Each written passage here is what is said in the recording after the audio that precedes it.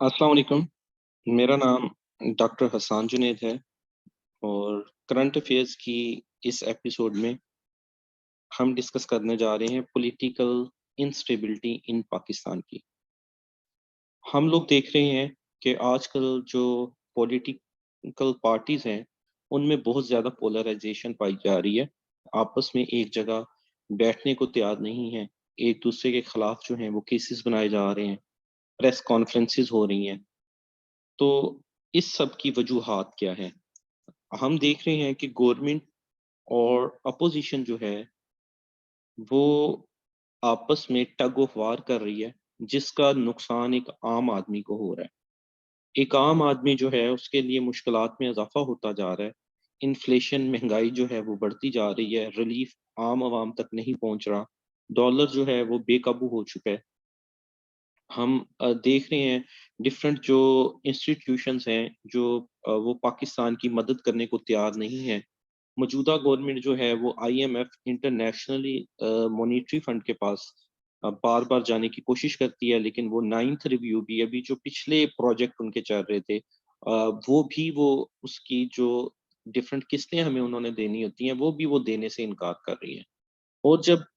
IMF आपको पैसे देने से इनकार कर देता है, तो आपके फ्रेंडली जो कंट्रीज़ होती हैं, दोस्त होते हैं, वो भी आपको पैसे नहीं देते क्योंकि हमने ये जानते हैं कि अब सऊदी अरब, कतर और बाकी मुल्कों ने ये शर्त लगा दी है कि पहले आप आईएमएफ की दी हुई शराइत को पूरा करेंगे। अगर आईएमएफ आपको ओके करेगा तो हम उस कंट्री को पैसे देंगे, अदरवाइज़ ऐसा नहीं है कि हर मुल्क को अब हम वैसे ही पैसे दिए जाएँगे जैसा कि सऊदी अरब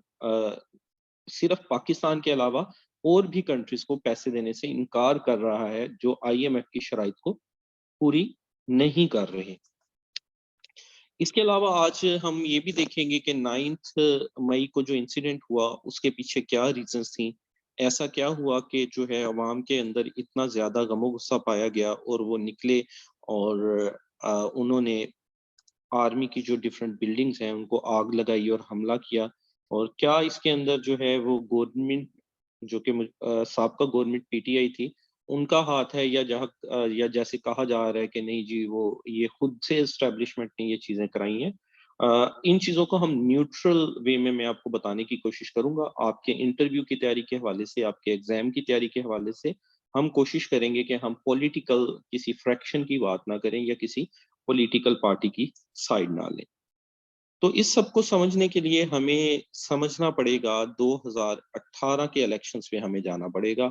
जो जनरल इलेक्शन हुए और उसके बाद गवर्नमेंट की जो डिफरेंट पार्टीज़ इमर्ज हुई, कितनी-कितनी सीटें ली और गवर्नमेंट का स्ट्रक्चर बना कैसे। जैसा कि हम जानते हैं कि 25 जुलाई 2018 को जनरल इलेक्शंस हुए और हम बात करेंगे नेशनल असेंबली की। क्योंकि जो प्रोविंशियल असेंबलीज़ हैं, उनका तो अभी भी सिनेरियो डिफरेंट जा रहा है। कुछ जो हैं वो अपनी रिज़ाइन कर चुकी हैं और असेंबलियाँ टूटी हुई हैं पंजाब और केपी के। और अगर उन पे हम बात करना चाहें तो एक बड़ा लंबा वीडियो का जो ड्यूरेशन हो जाएगा, तो उनके ऊपर हम किसी और वीडियो के अंदर भी आपको मैं वो चीज़ें एक्सप्लेन कर सकता हूँ। हम नेशनल असेंबली की बात करेंगे। नेशनल असेंबली की आपको पता है 342 सीट्स होती हैं, जिनमें से इलेक्शन जो है वो 272 सीट्स पे होते हैं। 70 सीट्स पे इलेक्शन नहीं होते, वो रिजर्व्ड होती हैं। उसमें से 60 वुमेन की होती हैं और 10 माइनॉरिटी की होती हैं। जो पार्टी जितनी सीटें जीती होती है, उस हिसाब से उनको वो सीटें एडजस्ट कर दी जाती हैं। तो जब 2018 के इलेक्शन हुए, तो उसमें जो पार्टी पोज़ीशन हमारे सामने आई, तो जो मेन पार्टी है पीटीआई, वो उसने ज़्यादा सीटें वॉन की।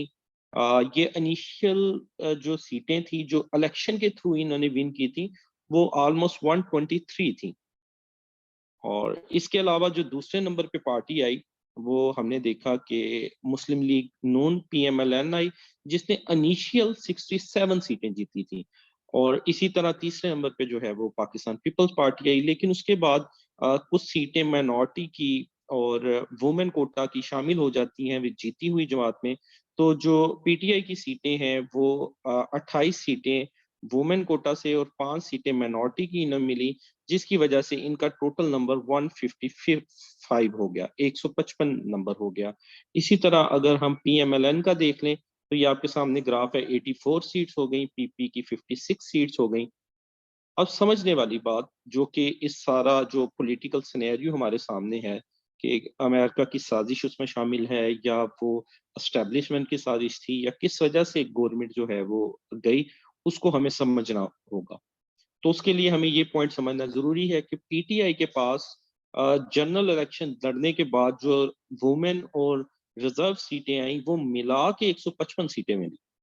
اور یہ 155 میں وہ لوگ بھی شامل تھے جو کچھ انڈیپینڈنٹ بھی آئے تھے، آزاد امیدوار جن کو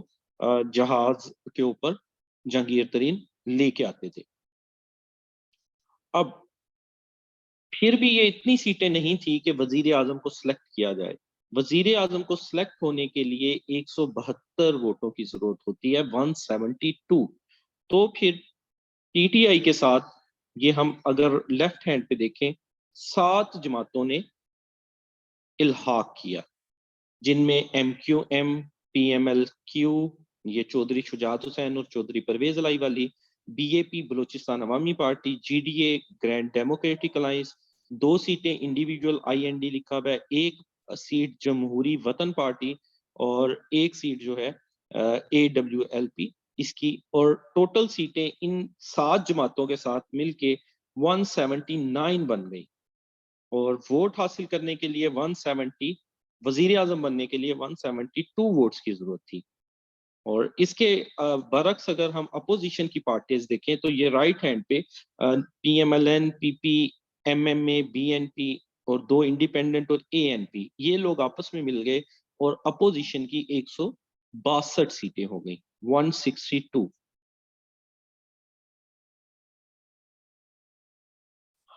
اب یہ دیکھیے کہ رولنگ الائنس آپ کے سامنے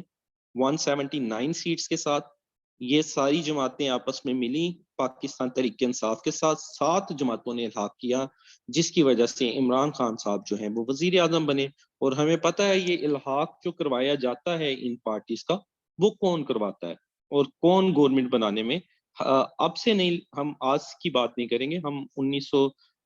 جو ہے 70 جب پہلی دفعہ پاکستان میں الیکشن ہوئے تب سے بات کریں گے، تب سے لے کے اب تک جتنے بھی الیکشن ہوئے اس میں جو ہے گورنمنٹ باقی پارٹیز کو ملا کے کس طرح سے بنائی جاتی ہے وہ آپ سب جانتے ہیں۔ تو جی عمران خان صاحب کی جماعت پی ٹی آئی وہ پہلے نمبر پہ آ گئی، اور آپ دیکھیں کتنے خوش نظر آ رہے ہیں۔ 17 اگست 2018 کو نیشنل اسمبلی میں ووٹنگ ہوئی، جس میں سے 176 ووٹ عمران خان کے حق میں پڑے، اور عمران خان صاحب ہمارے ملک کے 22ویں پرائم منسٹر بن گئے، اور انہوں نے 18 اگست 2018 کو جو وزیر اعظم کا اوتھ ہے، حلف ہے، وہ اٹھا لیا۔ اب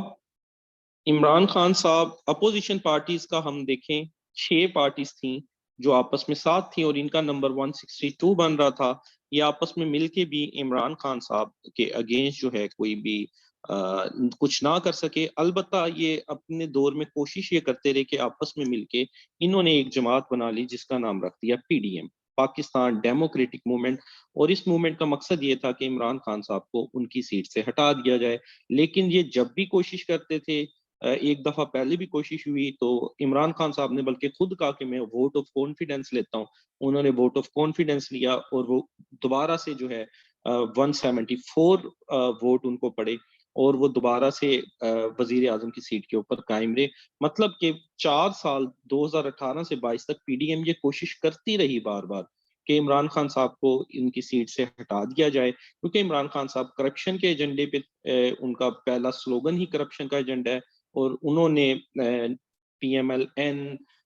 کاف لیگ اور جتنی دوسری پارٹیز ہیں ان کو نیب کے تھرو، ایف آئی اے کے تھرو جیلوں میں ڈالا۔ اب جب انہوں نے ان دوسری پارٹیز کو جیلوں میں ڈالا تو ان کی کوشش یہی تھی کہ عمران خان صاحب کو گورنمنٹ سے ہٹایا جائے، لیکن 162 کے نمبر کے ساتھ یہ ممکن نہیں تھا کہ ان کو ہٹایا جائے۔ تو اس کے لیے ضروری تھا کہ وہ 7 جماعتیں جو عمران خان کے ساتھ تھیں، جنہوں نے ساتھ دیا، ان کو ان میں سے کچھ جماعتوں کو پی ڈی ایم اپنی طرف کر لے، لیکن وہ ممکن نہیں، کیونکہ بہت اچھی دوستی چل رہی تھی 2018 سے لے کے 2022 تک عمران خان صاحب اور قمر جاوید باجوہ صاحب کی، جو کہ ملک کے آرمی چیف تھے، اور آرمی تب تک اس ملک کا سب سے بہترین ادارہ بھی تھا پی ٹی آئی کے اکارڈنگ، اور ان کی جو جتنے بھی موو ہیں 2017 میں جو نواز شریف صاحب کو ہٹایا گیا، وہ سب بہترین تھے، ملک کو بچانے کے لیے سب سے بہترین تھے، اور مار خور کو ایون کہ سڑک پہ کوئی عام بیگر بھی بیٹھا ہوتا تھا تو عام طور پہ پی ٹی آئی کے نوجوان یہ کہتے تھے کہ یہ جو ہے جی مار خور بیٹھا ہوا ہے، روپ بدل کے اور پاکستان کی ترقی کے لیے کام کر رہے ہیں۔ اور ڈفرنٹ لمحوں پہ پریس کانفرنسز میں عمران خان صاحب جو ہے باجوہ صاحب کی قابلیت کا اعتراف بھی کر چکے ہیں، وہ ویڈیوز میں موجود ہیں، آپ دیکھیں گے کہ وہ اس میں کہتے ہیں کہ میں نے اتنا پروفیشنل آدمی نہیں دیکھا یا اتنا سچا آدمی نہیں دیکھا، اس طرح کی باتیں موجود ہیں۔ لیکن پھر ایسا کیا ہوا کہ جو ہے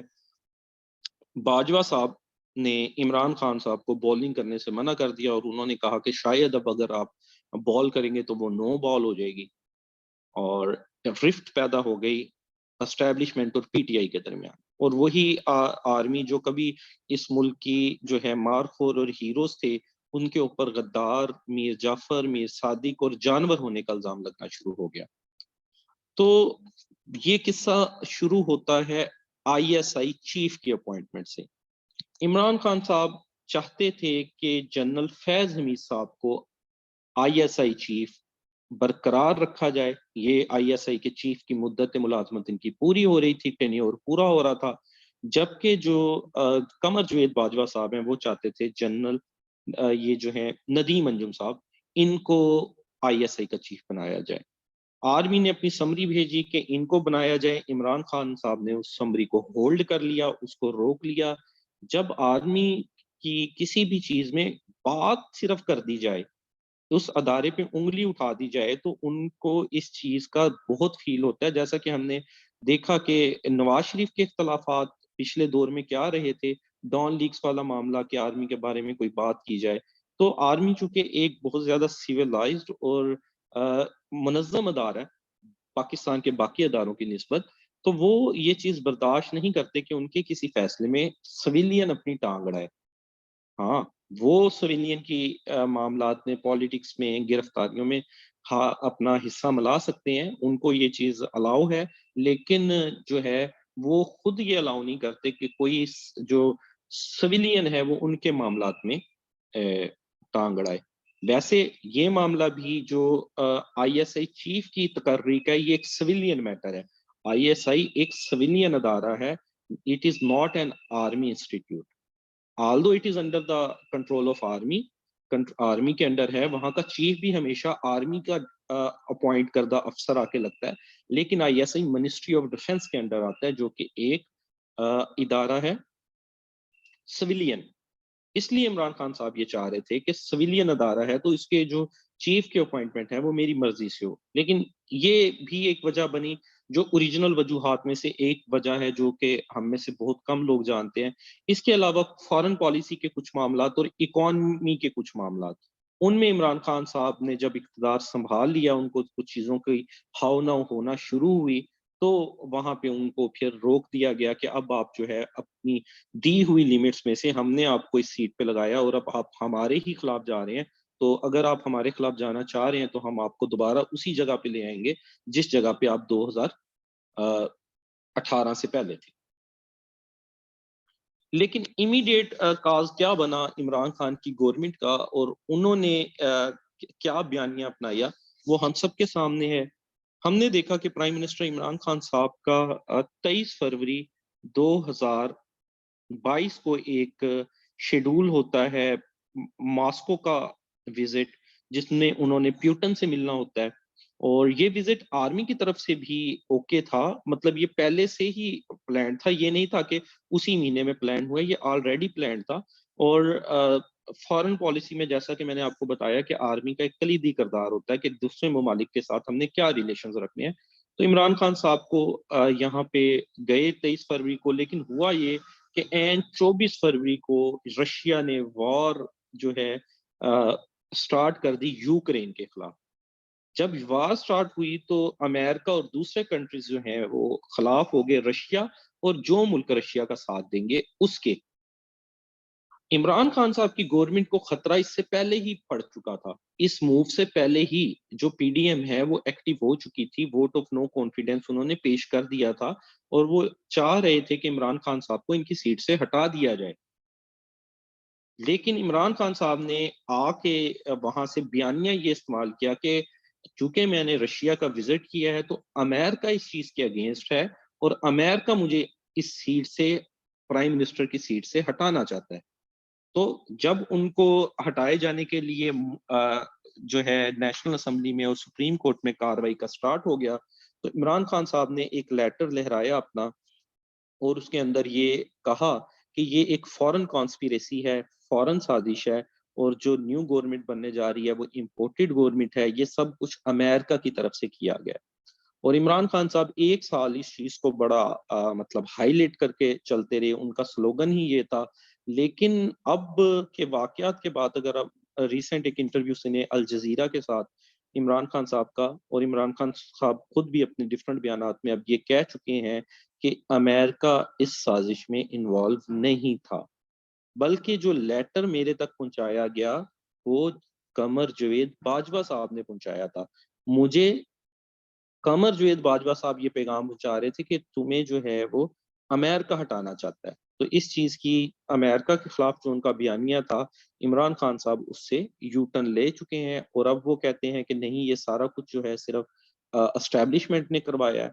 اور اسٹیبلشمنٹ یہ چیزیں کرواتی ہے, یہ تو آلریڈی 70 سال سے یہ چیزیں چل رہی ہیں. آدمی خود بھی مانتی ہے, جیسا کہ باجوہ صاحب نے کہا کہ اب تک پالیٹکس میں حصہ لیتے رہے ہیں لیکن اب ہم نیوٹرل ہونے جا رہے ہیں, اب ہم کسی کا ساتھ نہیں دیں گے. جس کے اوپر پھر عمران خان صاحب نے کہا تھا کہ نیوٹرل تو صرف جو ہے وہ جانور ہوتا ہے. ٹھیک ہے, اللہ پاک نے جو ہے انسان کو یا وہ برائی کے ساتھ ہے یا وہ اچھائی کے ساتھ ہے. تو ایک جو ہے اسٹیبلشمنٹ کی طرف سے جب یہ بیانیہ بنایا گیا کہ ہم نیوٹرل ہونا چاہ رہے ہیں تو اس کا مطلب یہ ہے کہ اس سے پہلے وہ نیوٹرل نہیں رہے ڈفرنٹ دوروں میں اور اب ہونا چاہ رہے ہیں. تو خیر اب بھی وہ نیوٹرل ہوئے یا نہیں ہوئے یہ ایک علیحدہ بحث ہے. تو ہٹایا کس طرح سے گیا عمران خان کو, وہ اس کے لیے ایک پروسیس استعمال کیا گیا, پاکستان ڈیموکریٹک موومنٹ جو کہ 2020 سے سٹارٹ تھی عمران خان کے خلاف نو کانفیڈنس موشن لانے کے لیے, اس کو سپورٹ کیا ڈیموکریٹک طریقے سے کیا گیا کیونکہ ان کی ایک ویک گورنمنٹ تھی جو کسی بھی وقت ہٹائی جا سکتی تھی. وہ 7 پارٹیز جو عمران خان کے ساتھ تھیں اگر ان میں سے 2-3 پارٹیز توڑ کے دوسرے اپوزیشن پارٹیز میں آ جاتی تو 172 کی اکثریت جو ہے وہ اپوزیشن کی طرف آ جانی تھی اور یہی کیا گیا. لیکن ہوا کیسے وہ آپ سب جانتے ہیں. پہلے جو پارٹیز نہیں آ رہی تھی اس طرف, انڈیپینڈنٹ جو لوگ تھے یا ایم کیو ایم تھی یا کاف لیگ تھی یا بلوچستان عوامی پارٹی تھی جو کہ پہلے عمران خان صاحب کے ساتھ تھی, وہ اپوزیشن کی طرف چلی گئیں. کیسے گئیں وہ آپ بہتر جانتے ہیں. اور نو کانفیڈنس موشن جی پیش کیا گیا نیشنل اسمبلی میں, ووٹوں کو گنا گیا. اب 174 ووٹ 174 ووٹس جو ہیں وہ عمران خان صاحب کے اگینسٹ چلے گئے. کسی کو وزیر اعظم لگنے کے لیے بھی 172 سیٹیں ریکوائر ہیں اور اس کو اس سیٹ سے ہٹانے کے لیے بھی 172 ووٹ ریکوائر ہیں. 172 342 کا عوان ہے, تو اگر اس میں سے 172 ایک طرف چلے جائیں گے تو ڈیفینیٹلی دوسری طرف جو ہیں وہ 170 بچیں گے. تو جو جس طرح 172 ہوں گے ان کا فیصلہ مانا جائے گا. تو 170 جو آپ نے دیکھا جماعتیں عمران خان کے ساتھ تھیں ان میں سے اگر میں آپ کو دکھاؤں, ایم کیو ایم, بلوچستان باپ پارٹی, جمہوری وطن پارٹی اور 4 انڈیپینڈنٹ کینڈیڈیٹس بھی, یہ 6 4 10 اور 11 اور 4 15 آپ یہ لگا لیں ایک رف ایسٹیمیٹ کہ وہ 15 لوگ جو کہ عمران خان کے پینل میں تھے 179 سیٹوں میں سے, اس میں سے آپ 15 کو مائنس کر دیں اور یا اس طرف 15 کو جمع کر دیں. یہاں پہ پہلے کم لوگ تھے تو وہ جو سچویشن تھی اسمبلی کی وہ بالکل چینج ہو گئی اور عمران خان صاحب کو 174 ووٹس ہی سک میں پڑے کہ ہمیں عمران خان صاحب پہ جو ہے وہ کانفیڈنس نہیں ہے. اور 10 اپریل 10 اپریل کو عمران خان صاحب کے اگینسٹ جو ہے وہ vote of no confidence assembly میں پاس ہو جاتا ہے اور 170 ممبر یہ کہہ دیتے ہیں کہ ہم عمران خان صاحب کے اوپر کانفیڈنس نہیں ہے، اعتبار نہیں ہے، اور عمران خان صاحب کو گھر جانا پڑتا ہے۔ ویری نیکسٹ ڈے 11 اپریل کو وہی ایک 174 جو ممبرز ہیں وہ شہباز شریف کے حق میں ووٹ کر دیتے ہیں کہ ہمیں ایز اے پرائم منسٹر جو ہیں وہ شہباز شریف صاحب منظور ہیں، اور ملک کے اندر جو ہے پی ڈی ایم کی گورنمنٹ آ جاتی ہے، پاکستان ڈیموکریٹک موومنٹ کی۔ اب یہ سارا کچھ جب ہوتا ہے تو یہ عمران خان صاحب کے لیے بالکل ایک وہ ظاہری بات ہے، سیٹ کا نشہ ہی ایسا ہوتا ہے، چاہے وہ نون لیگ ہو۔ آپ دیکھ لیں کہ 3 دفعہ وزیر اعظم بنے، 3 دفعہ نکالے گئے، اب لندن میں رہ رہے ہیں، ٹھیک ہے، اپنی باقی کی زندگی وہاں گزار سکتے ہیں، لیکن پھر بھی سیاست کا نشہ، کرسی کا ایک نشہ ہے کہ وہاں بیٹھ کے بھی سیاست وہ کر رہے ہیں۔ تو اسی طرح جس کو سیٹ کا نشہ ہوتا ہے، اس کو سے جب سیٹ واپس لے لی جاتی ہے تو وہ ڈیفینیٹلی اس کے اوپر بات گراں گزرتی ہے۔ تو سیم عمران خان صاحب نے جو ہے وہ لانگ مارچ کرنا شروع کر دیے، گورنمنٹ کے اگینسٹ جو ہے بڑے بڑے جلسے کرنا شروع کیے، اور popular no doubt Imran Khan صاحب ایک پاپولر لیڈر ہے، وہ ٹویٹر پہ آتے ہیں، ٹویٹر کے ریکارڈ ٹوٹ جاتے ہیں، وہ فیس بک پہ آتے ہیں، ادھر ریکارڈ ٹوٹ جاتے ہیں۔ اوور آل بھی سرویز ہم دیکھتے ہیں جب ہوتے ہیں تو اس کے اندر بھی عمران خان صاحب کی پاپولیرٹی ہم دیکھتے ہیں کہ بہت زیادہ ہے، لیکن چیزیں پاکستان میں پاپولر ہونے کی بیس پہ نہیں ہے۔ کس نے پرائم منسٹر بننا ہے، کس نے نہیں بننا، یہ ڈیپینڈ کرتا ہے ووٹنگ والے دن بیلٹ باکس سے جو ووٹ باہر آنے ہیں ان پہ۔ تو وہ ووٹ جب جس دن ووٹنگ ہونی ہے اس دن کس پارٹی کے حق میں آنے ہیں، وہ آلریڈی بڑی ایک چیس کی گیم کی طرح ان کو آلریڈی انسٹالڈ کر دیا جاتا ہے، ایسی سچویشن بنا دی جاتی ہے کہ وہی بندہ گورنمنٹ میں آتا ہے، وہی بندہ 172 ووٹ لے پاتا ہے، جس کو ہماری جو ہے کچھ ادارے چاہ رہے ہوتے ہیں کہ وہ شخص جو ہے سیٹ کے اوپر ہے۔ اور وہ ہم نے دیکھا کہ کس طرح سے وہ سارے عوامل بنا دیے گئے۔ 25 مئی کو لانگ مارچ ہوا، عمران خان صاحب نے اسلام آباد کی طرف کیا، اس کو سیکیورٹی فورسز اور دوسری فورسز کی مدد سے کرش کر دیا گیا۔ اس کے بعد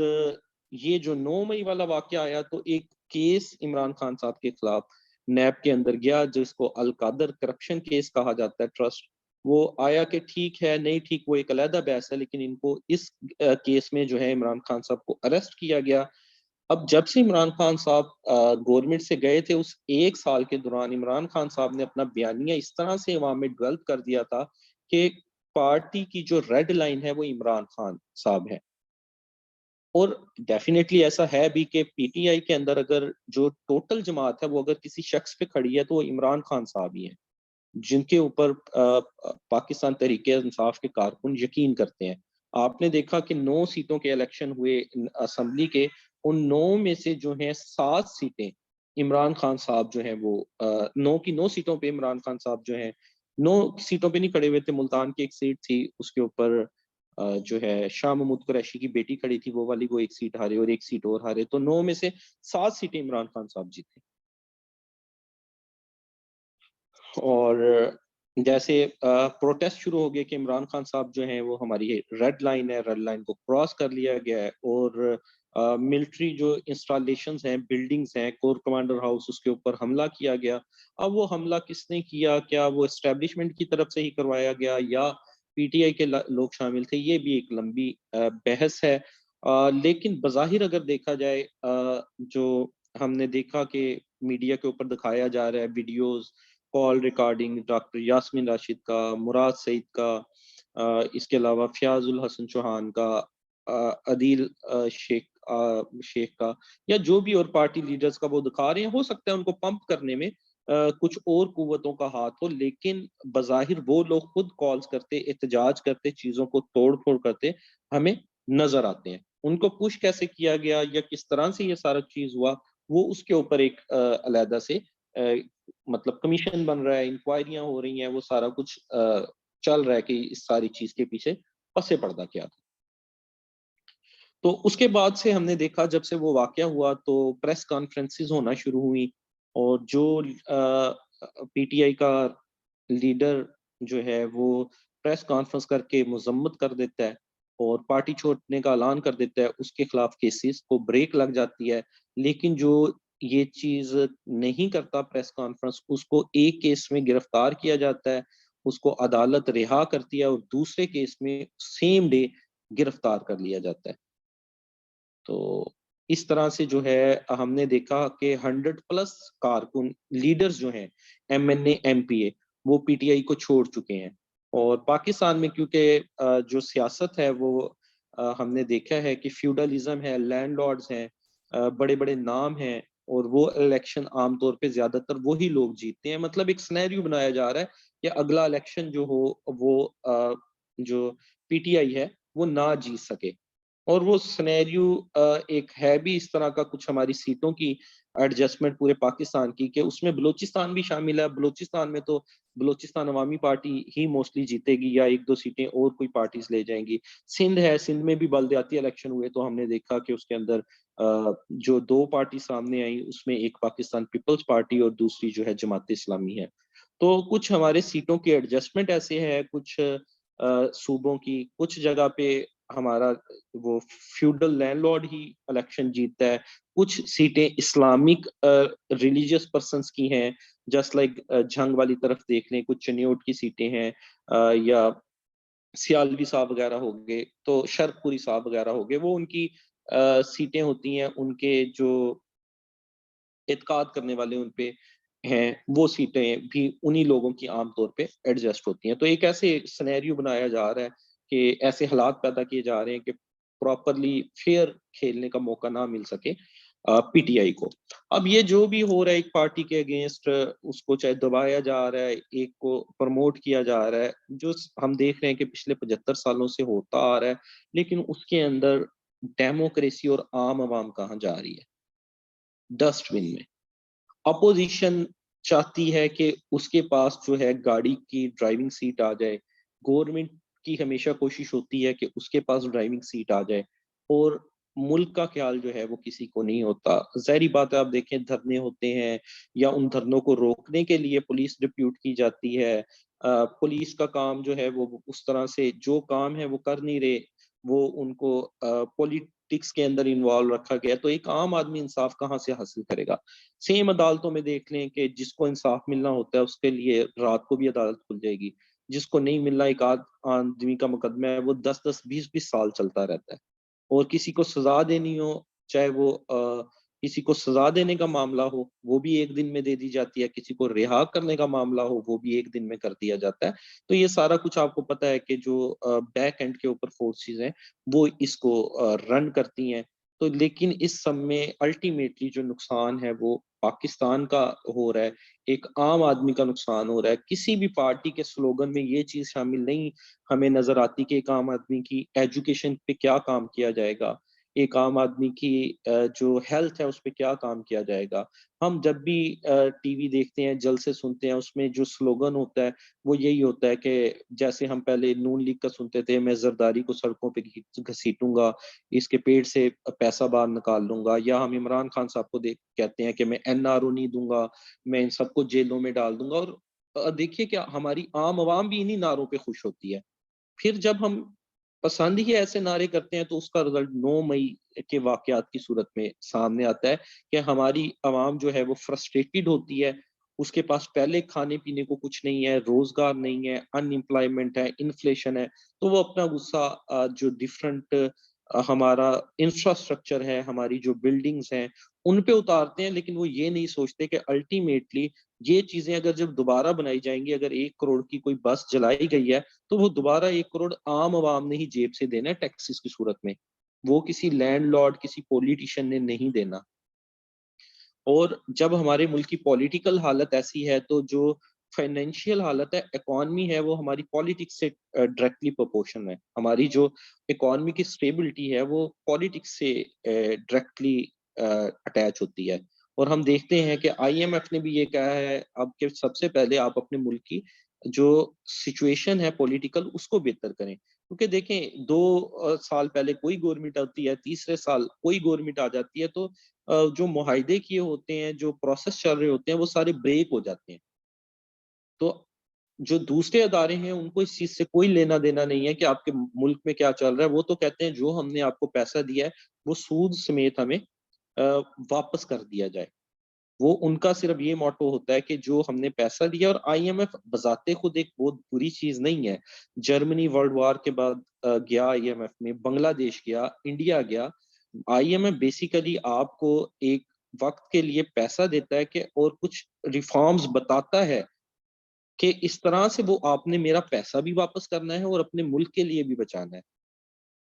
لیکن جب ہم بار بار ایک دفعہ ہم اس کے پاس جاتے ہیں, پھر دوسری دفعہ چلے جاتے ہیں, ہم نے پہلے ریفارمز نہیں کی ہوتی, پھر چلے جاتے ہیں, تو پھر آئی ایم ایف کہتا ہے کہ پہلے جو میں نے آپ کو اتنا قرضہ دیا ہے, میں اگلا قرضہ کس صورت میں آپ کو دوں, مجھے اشورٹی کراؤ کہ آپ مجھے کن ویز سے پیسہ واپس کرو گے. تو پھر ان کو وہ بتایا جاتا ہے کہ ہم بجلی میں اتنا اضافہ کر دیں گے, ہم گیس کے بل اتنا اضافہ کر دیں گے, ہم پیٹرول کی قیمت میں اتنا اضافہ کریں گے, یہ ریونیو جنریٹ کریں گے اور آپ کا قرضہ بھی اتاریں گے اور ملک کو بھی چلائیں گے.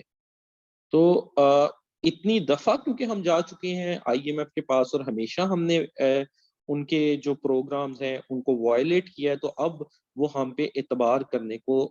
تیار نہیں ہے. اور ہم جتنی بھی چھوٹی دیتے ہیں وہ کہتے ہیں کہ پہلے اپنی پولیٹیکل حالت تو بہتر کر لو, کیونکہ کیا پتا کہ اگلی دفعہ جب ہم آئے تو آپ کی جگہ کوئی اور وزیر اعظم بیٹھا ہو, تو ہم آپ کو یہ قرضہ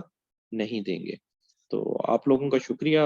یہ ویڈیو دیکھنے کے لیے, اور امید ہے کہ اس کے بعد بھی میں آپ لوگوں کے لیے کرنٹ افیئرس کے اوپر ویڈیوز بناتا رہوں گا. اللہ حافظ, اپنا خیال رکھیے گا.